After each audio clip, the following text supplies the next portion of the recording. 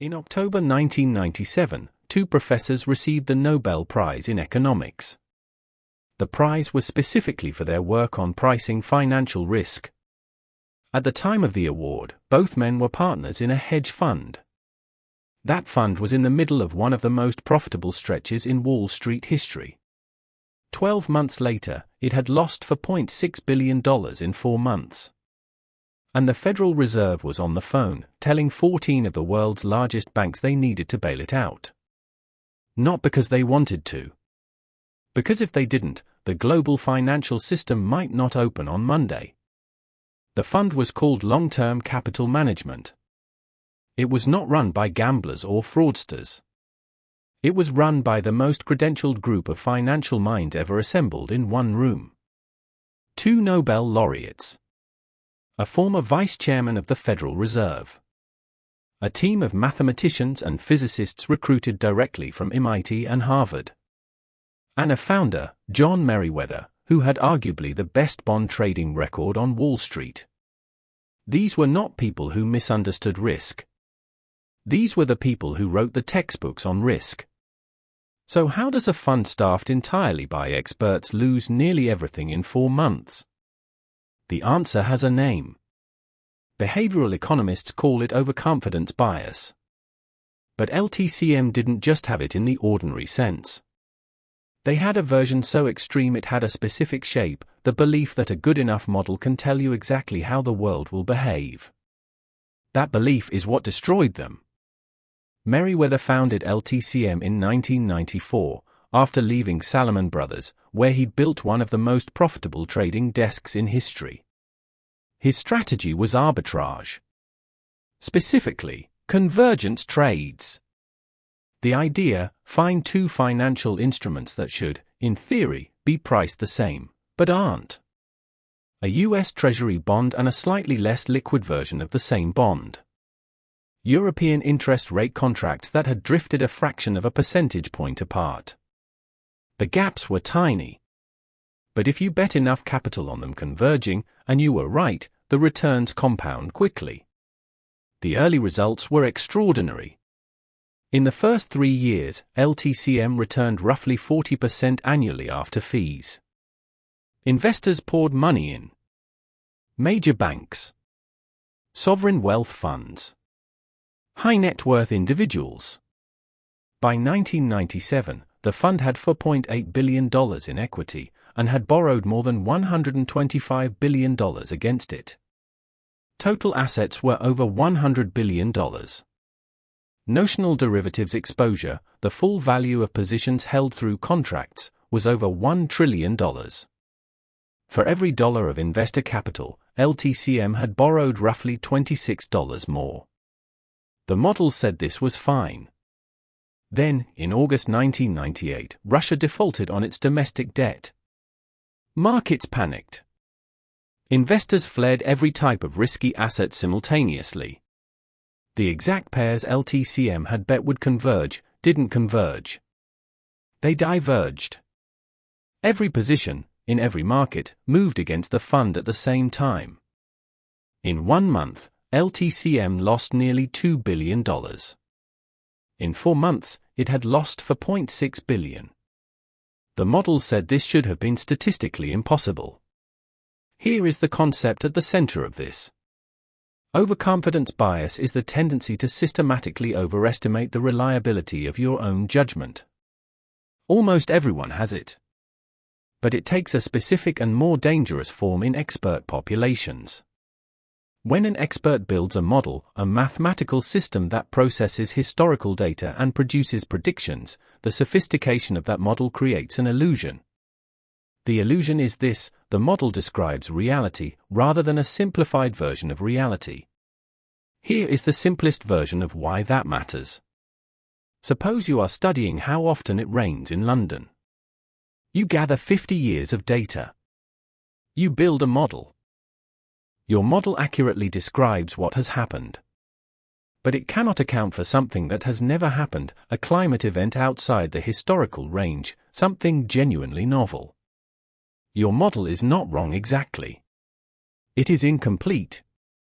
And if you bet everything on it being complete, you have a problem. LTCM's models were built on historical correlations between asset prices. In normal market conditions, those correlations held. The models worked. The problem was an assumption buried inside them, that the future would look statistically similar to the past.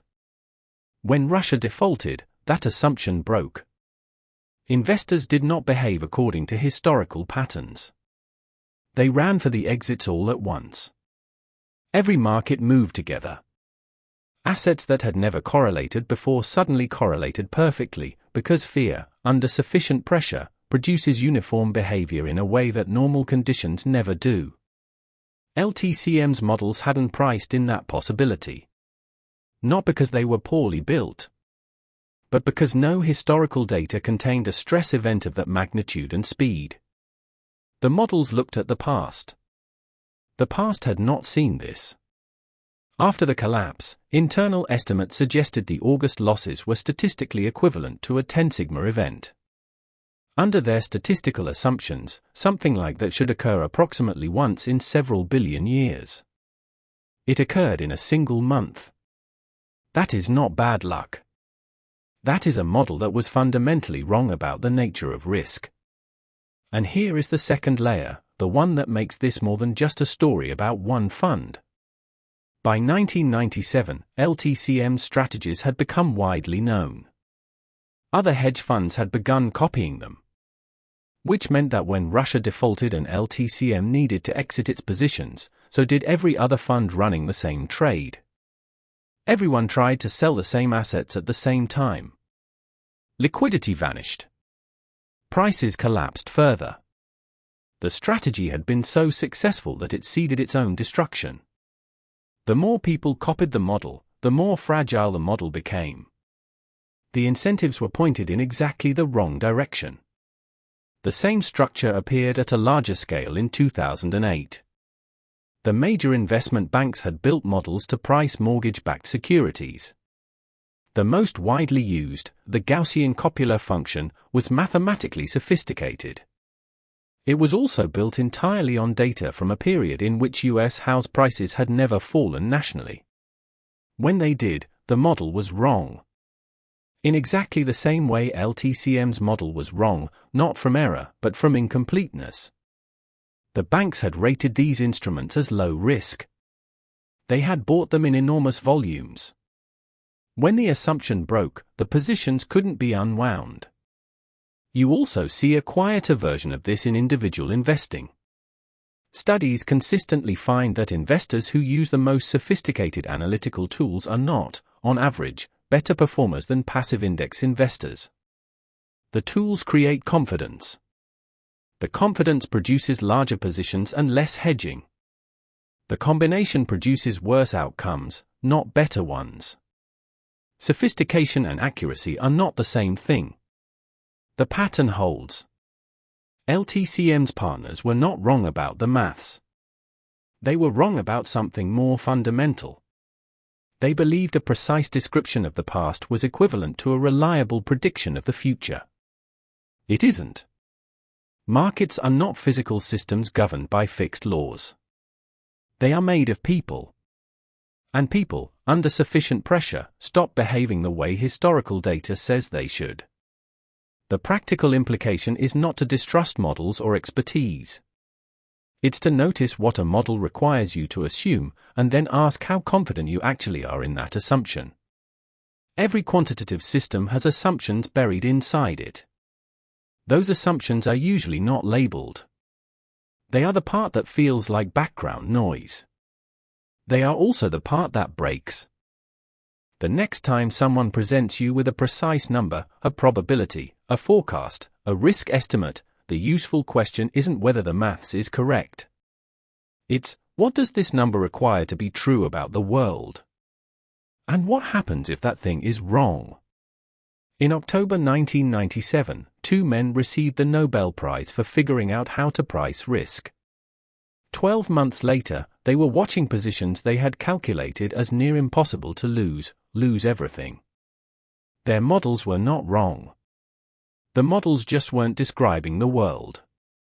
They were describing a version of the world that existed right up until it didn't. LTCM didn't fail because the maths was wrong. It failed because everyone forgot the maths was describing a guess, not a guarantee. That's the externality nobody prices in, the hidden cost of mistaking a model for the world. If you want more of the hidden mechanisms behind why smart people make predictable mistakes, subscribe. Share this with someone who trusts their spreadsheet more than they should.